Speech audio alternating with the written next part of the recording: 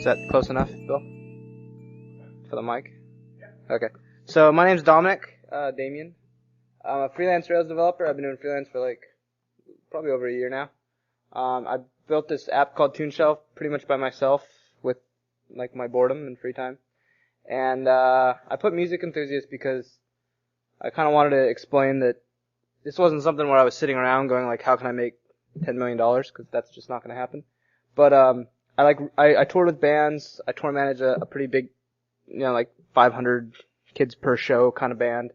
And I've toured with them probably half a dozen times around the U.S. And so I kind of started seeing some trends with the way like music was and the way I found out about music through other people and stuff like that. So I just thought this would be a cool idea. So what is Tuneshelf, since no one's seen it really yet? It's basically a very, very simple web application for sharing your music collection or catalog or whatever. You don't actually store the songs because that'd be pretty difficult, with legality and all that stuff, and I didn't want to get into that. I might later, who knows. But it's more like a Delicious Library, if you guys have seen that, or if you go into Coverflow on iTunes and you can see all the albums visually. It's more like if they put an export to web version button inside of that, and you were able to do that. So I've been developing it for about 3 months at home, in my free time from freelancing and traveling and all that stuff. And I didn't really have any idea of putting it up yet, but I was at RailsConf this year and shown it to Patrick and Nick and all the other guys that were there and kind of just demoed it for everyone, and they were like, yeah, this is a really cool idea, you should put it up. So I put it up. I thought of it about a year ago, and now I'm here. So that just, takes a while to get that stuff going. But basically what you can do is you can add any album that's available on Amazon.com within about 5 seconds. You can add reviews for each album, comment on other people's albums, view any collection, and follow your friends. So if your friend adds an album, you'll see that. You can look at their collection, and then there's some other stuff that I'm going to add, so it makes it a lot easier to do that. You can preview the songs and albums on iTunes. That's something I just put up the other day. And you can buy albums through Amazon.com and iTunes after you add it, or if you're viewing somebody else's collection. So I figured the best way to get a handle on this is probably to view it. And, okay, so this is the actual live app that's up right now, and I'm already logged in. So you've got some featured collections here on the left, which is artists. That's the band I toured with, actually. This is another friend of mine, and then I'm working with a bunch of artists right now to get them to add their collection so that their fans can come check out what they've been listening to and stuff like that. And then down here we've got like the most recent albums added, the top 10 albums that have been added, and then a few people that have signed up. So then you just go in here and you just start to add an album. So, like one of my favorite bands is Explosions in the Sky. It's kind of difficult with the resolution, but I can go ahead and add that album. I could add another album if I wanted to, all the way until those are all gone. And then you can click on that album, and it's got the artwork there on the left, the links, like I said, to buy it on Amazon and download, star ratings, which right now it works, but I'm not actually using it to report anything yet, which will be there eventually. And then you can click on the song to listen, and if it was louder, you'd hear that it's playing, but that's pointless. So you can add a review here, the Ruby inline editing, all that stuff. You can add a comment, so add a comment. This could be somebody else's album. It happens to be mine. It shows the avatar, the comment. I can delete it since I'm the admin, obviously. Go back to the dashboard, and there's my comment. Mark it as red, it stays there. And then here's like my friends. So here's actually, that's Nick, I think. So I can click on Nick and view his albums that he's added. I can click on this Switchfoot album that he has, check it out. It's got YouTube videos for Switchfoot built in there. So I can click on that and it'll see that video.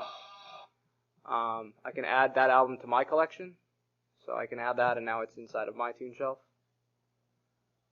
And I can make my own comments and stuff like that. And obviously, eventually, there'll probably be something here where I can see everyone that owns the same album as me, or same albums. There's a lot you could do with it. There's just not a lot there yet. And I could also view my albums kind of paginated, and go through and list those out.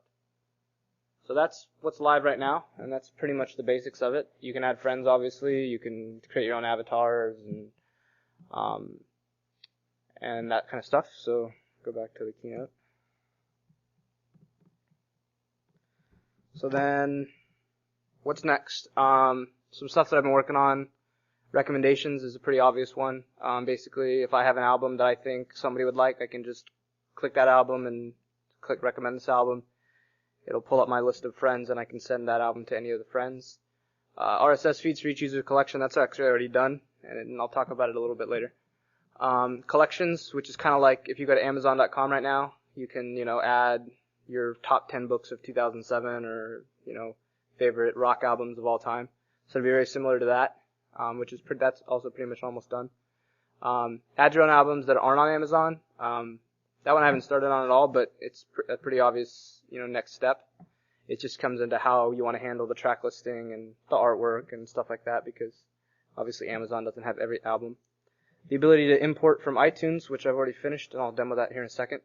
And then just this past weekend at the bar camp, Josh Brewer did a cool talk on microformat, so we talked a little bit after, and we're talking about implementing H-Review, and then if there's not a current standard out there for albums yet, maybe creating one so that you can export all of your albums since all the data's already there, and in a standard micro format.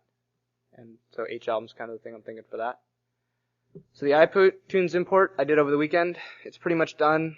On the 9 or 10 people that have tested it, it's had about 98% accuracy with Amazon. So unless you have some ridiculously indie, completely indie, because most of my stuff isn't even in there.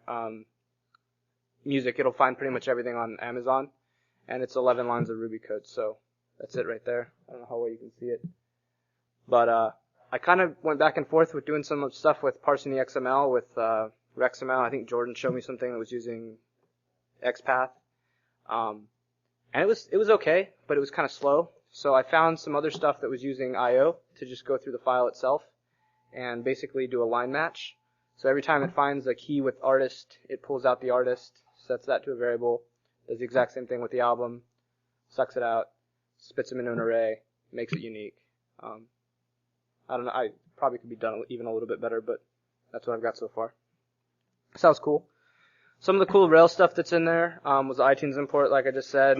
The integration with Amazon's e-commerce API, which is really rad, because I can basically query their search, get back an XML object, and it's already in basically like Rails format, and then just loop through that and spit out the data.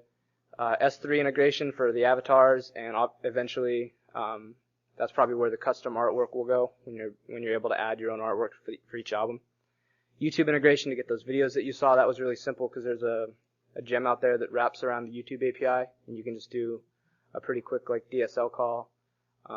Paginating fine for the pagination, and then the RSS feeds that are built into Edge Rails. I think they're actually built into 1.2, but I'm not positive. If somebody else, they're not. Okay. But they're definitely an Edge, and it's you just use simply REST resource. There's a couple little things that are already built in there, and if not, there's 2 plugins you can install, and then it's 1 or 2 lines in the respond to, and it spits out an RSS feed for that page. So for each user, their album collection, there's an RSS feed for that. The stack that I use to deploy it is Nginx for the front end of the web server instead of Apache, because I think it's a lot faster, and it's pretty stable. Mongo cluster, right now I have 3 Mongo clusters I think running in production. MySQL for the database. It was hosted on SliceHost for a bit, but now it's on a join accelerator, which is awesome because there's a few cool things once you learn Solaris that you can do. The biggest one is Dtrace, which is, I think somebody on the list actually sent something out about that today. But it's like a systems level benchmarking for your app, which is really rad. I don't even understand the whole breadth of it, but it's better than anything I've seen before, and I think it's going to be on Leopard in October, so I assume that it'll pick up between now and then. And then I use Capistrano for deployment, which I think Rob said he's going to do a talk on next month, so if you want to find more about that, talk to him. some of the things that I learned going through it, and the first one is just that I tried to do the whole thing by myself, and that was cool because I had all control, but it would have been nice to have a designer or web standards guy to help the whole way, and even luckily I had good people giving feedback, so that made it easier. But if I was doing it by myself, it would have just not worked at all. And the other thing is to find sites that are similar but different. And what I meant by that is that if you look at the UI, it's kind of like Flickr. There's some features in there that are like, the Delicious Library was a good inspiration. Last.fm is another good competitor type site, but none of them really do exactly the same thing. But I was able to grab ideas and things that they were doing successfully, put them into this, and still, add my own niche to it or whatever. And then get it up as soon as possible. Like I said, I wasn't ready to launch this thing, but I just kind of did, and the response has been awesome. Like, I've met more people in the last two weeks to talk about it than I had talked to in the last 6 months about anything.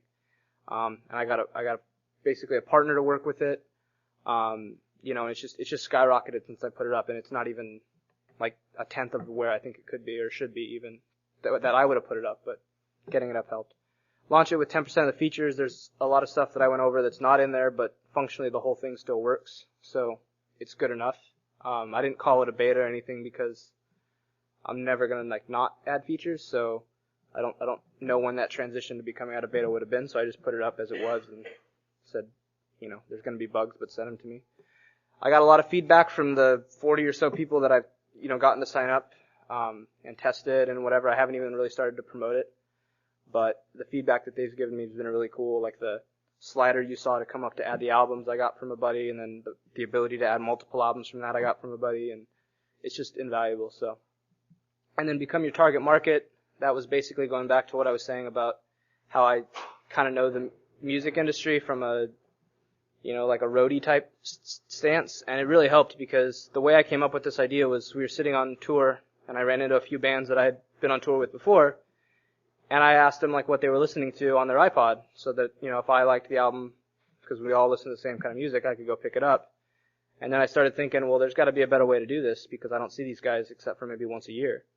And this is kind of the idea I came up with. So using it myself, now that I've actually got it up and live, I use it way more than I thought I would, and that's kind of cool. So and get it up again, just like I was saying before. So you can send feedback and comments. To the email and the URL there. Check it out. If you like it, use it. If you don't, no big deal. It's not for everyone. And that's about it.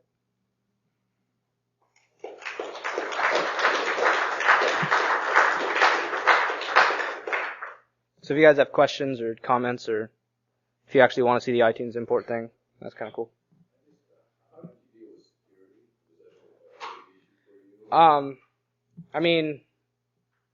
The thing about Rails is that there's the authentication and that kind of stuff is it's kind of built into the framework, so I just use what I would normally use on any other project. So, before filter, make sure they're an administrator. There's an administrator kind of thing.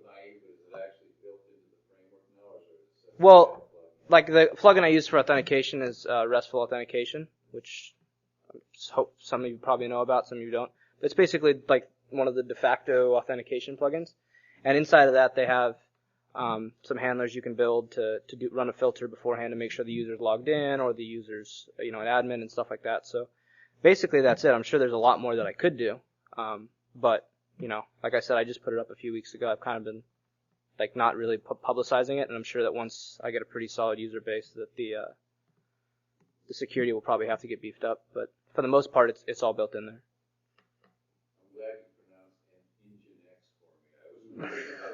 I might be wrong. It's in Russian, so I don't know exactly. Do you find that compared to Apache, is it pretty easy to install? Oh, I think it's easier. One of the reasons I didn't want to use Apache is because I didn't want to configure it.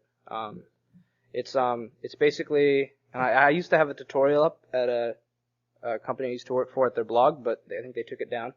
But it's basically a few, you compile it, build it from source, and install it. It's pretty simple on any Unix or Linux platform.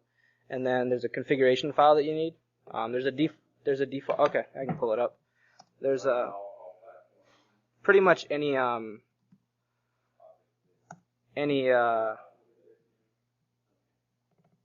any Unix or Linux platform it runs on. And I'll just show you what the configuration file looks like.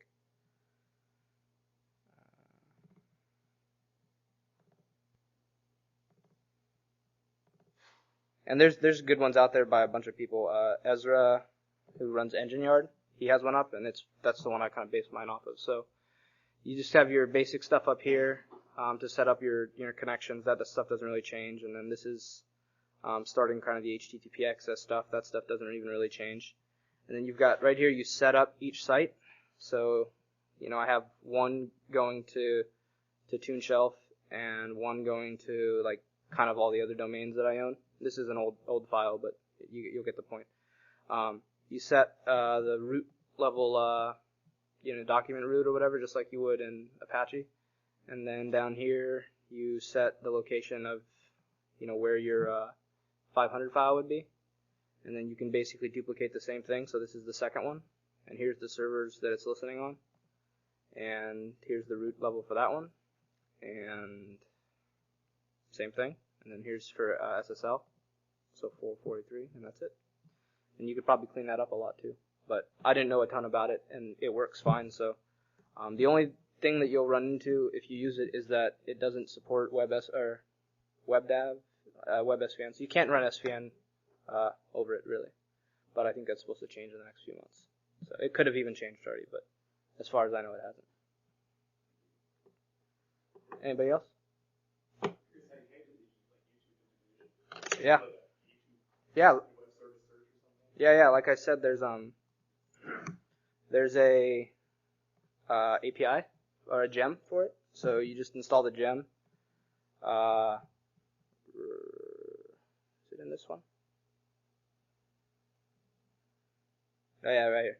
So you just require the gem, and then down here you're doing your client your key that they give you, and then I'm just passing in the artist name. URI encoding it because that caused the problem before, and then just getting the result back from them and spitting that out. So it's pretty simple. Yeah, that's one thing. Like I had a band in there called The Graduate, so it was doing a search on The Graduate. So instead of getting band clips, I was getting things of Dustin Hoffman. Yeah, I mean, so it's not perfect, but like I said, for 0.01 release, it works, and for 90% of the bands, you're going to have the right results. So, same thing goes with Amazon. You could have stuff that doesn't match, but since Amazon, you can specifically say search through the music catalog, it's a lot more accurate.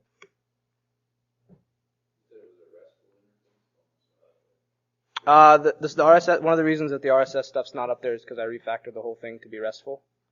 So, yeah, in about a week, the whole thing will be RESTful, which is cool because then people can hit their own album's URL and like pull that, like a Flickr badge you see for your blog. They could pull that down for their top 9 albums and display their albums in their blog without having to build a full-out API. So that's pretty cool. Do you have a question, Jordan? Yeah, in the YouTube API. Mm-hmm. You know how YouTube there's like guru accounts and like musician accounts? No. Have you seen that? Like No. under the username? Like, No. musician or guru or No, I've just... like director. What if you can search against like what type of user they are? You probably could. Right now, like, that call is just doing a search by tag. Yeah. But they have a whole list of, like, parameters you can send through it. Like I said, it's kind of like this on YouTube searching DSL language. They've at least the guy who wrote the gem kind of implemented, so. And I'm sure you could expand it beyond that, too, if you wanted to write your own. Can you? Yeah, so there you go. Avatars. Right now. That's it. But like I said, eventually, it'll be, like if you want to, like Amazon, you can upload your own artwork for an album if Amazon's artwork sucks, or some of the albums when you import have no artwork. If you wanted to set your own artwork, so eventually that'll be in there, and then. All your album clip art or artwork off of Amazon. Mm-hmm. Yep. Yeah, it just saves the URL into the database and then loads that as the image path. So I could probably store the images on S3, but I figured it's going to their server anyway. It's just defeating. Why repeat the process? And they only limit you to some number of connections per day, and even if you go over that, they just say let them know. They're not really strict about it. They want to make money just like I do. So cool. Thanks, guys.